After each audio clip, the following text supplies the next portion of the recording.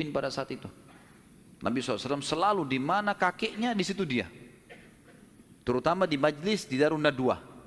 Setiap kali duduk selalu dilihat bagaimana dipecahin masalah.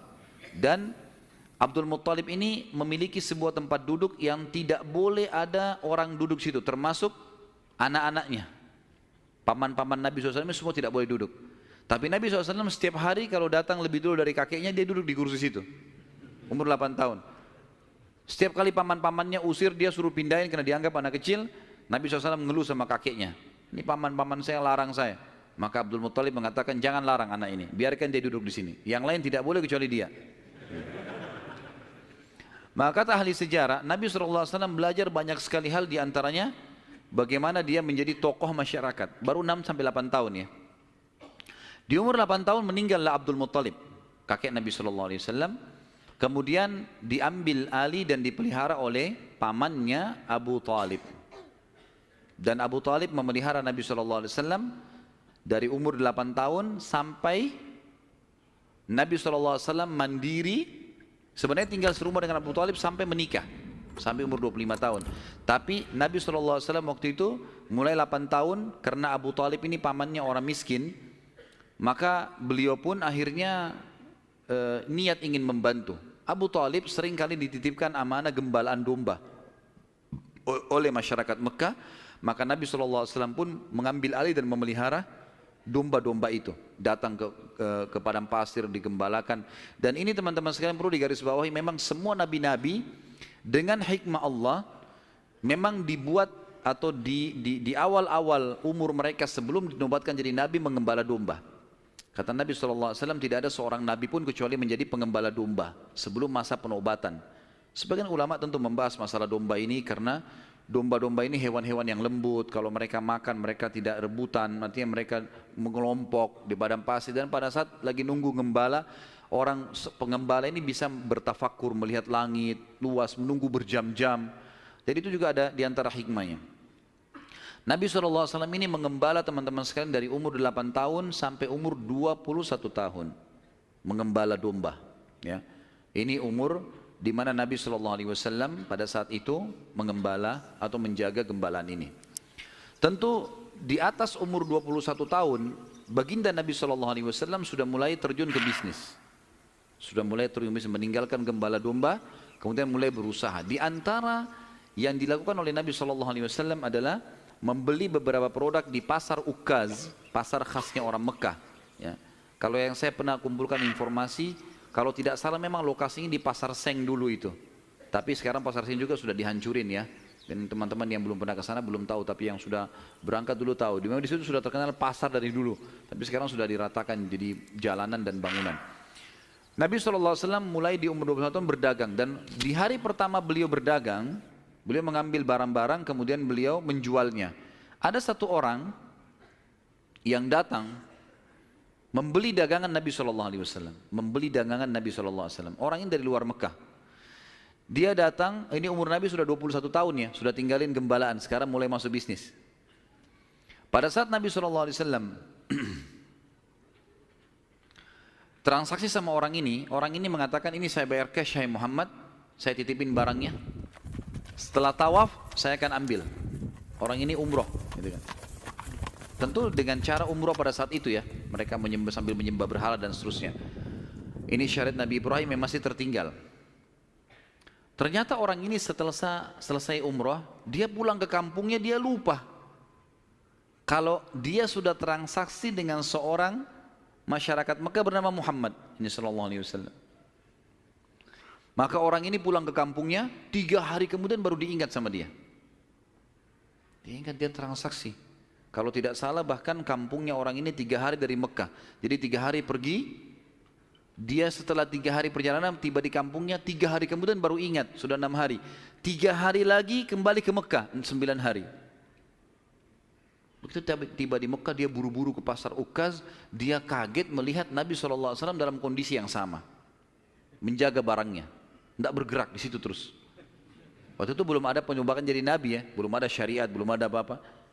Lalu orang itu bertanya, hai Muhammad, apakah kau menunggu dari pertama saya terhadap kamu di barang ini? Dia bilang iya, karena anda mengatakan suruh tunggu. Gara-gara itu keluar julukan Muhammad Al-Amin, orang yang paling bisa terpercaya. Ternyata subhanallah, kejadian ini membuat satu Mekah tersebar, bahkan banyak di wilayah-wilayah sekitar Jazirah terkenal, ada orang di Mekah yang bisa dipercaya namanya Muhammad. Akhirnya orang-orang Mekah pada datang mengamanahkan titipan-titipannya. Dan semenjak itu Nabi SAW menjadi pedagang yang sangat sukses. Salah satu strategi dagang Nabi SAW adalah setiap orang titipin macam-macam. Jadi sekian banyak orang menitip. Termasuk yang menitip sama beliau adalah Khadijah, seorang pedagang, seorang janda kaya yang memang memiliki harta. Dan Nabi SAW punya strategi dagang. Dagangnya adalah beliau mengambil uang-uang titipan orang di Mekah, lalu ditransaksikan, beli produk Mekah. Apa saja produk Mekah? Semua pedagang pada saat itu tidak terkecuali, semuanya mereka bawa emas, mereka bawa perak ke negeri Syam, baru mereka beli barang dari negeri Syam, dibawa ke Mekah baru transaksi. Jadi cuma satu kali transaksi saja. Nabi SAW tidak. Uang itu semua dijadikan barang dari Mekah, dibeli semua barang-barang Mekah, dibawa ke negeri Syam.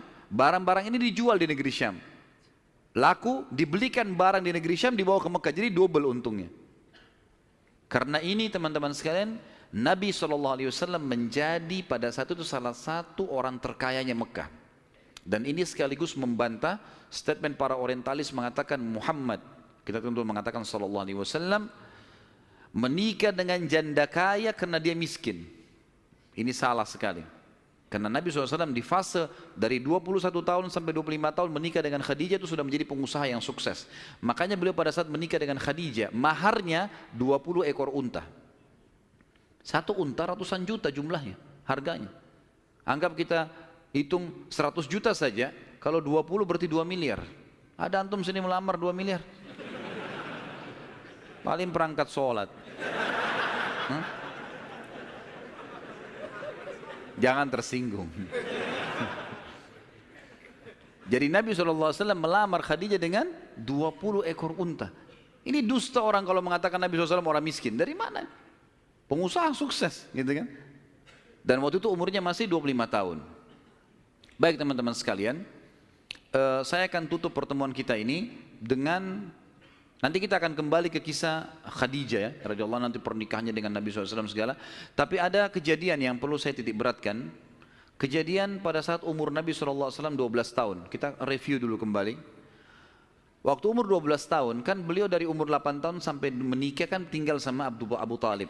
Dan Nabi SAW punya akhlak yang baik sekali, mulia sekali. Sampai Abu Talib itu sendiri malu dengan Nabi SAW di umur 8 tahun. Anaknya Abu Talib banyak. Kalau istrinya Abu Talib lagi siapin makan, anak-anaknya pada berebut. Nabi SAW duduk di pojok rumah. Enggak sama sekali. Enggak berebut. Nanti kalau selesai makan ada sisanya beliau makan. Sallallahu alaihi wasallam. Punya akhlak yang mulia dari masih kecil.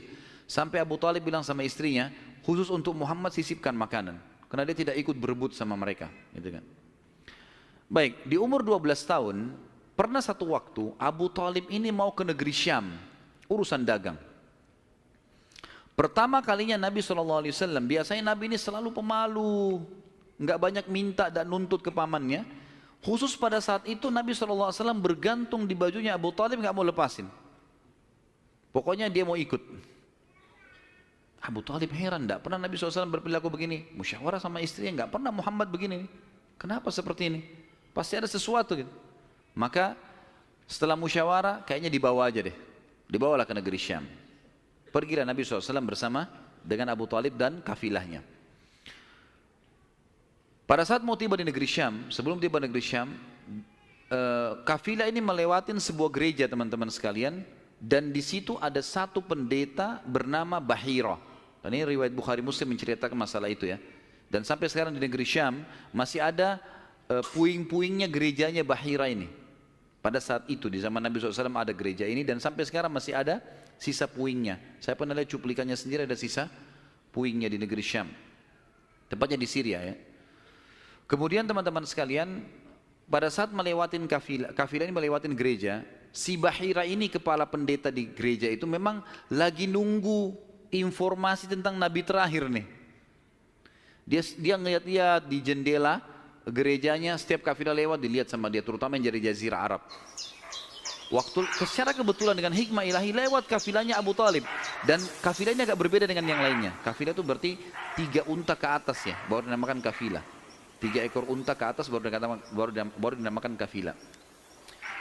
Waktu lewat kafilah Abu Talib ini, ada awan yang menaunginya.